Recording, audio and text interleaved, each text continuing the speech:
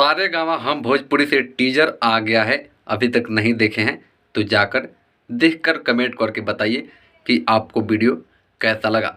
दोस्तों बता दें कि इस साल होली खेसारी लाल यादव जी के नाम ही रहेगा। हाँ, आपको बता दें कि भोजपुरी इंडस्ट्री के trending star hit machine Khesari Lal Yadav और नेहा राज का एक बार और जोड़ी जो है कि बवाल करने वाला है इस होली में।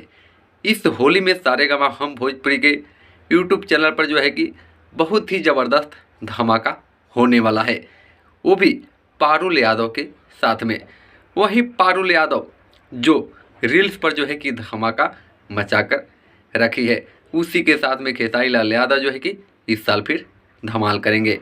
वहीं इस गाने को कृष्णा बेदर्दी जी लिखे हैं, आप तो जान ही गए होंगे कि ये गाना कितना हाई लेवल का होगा।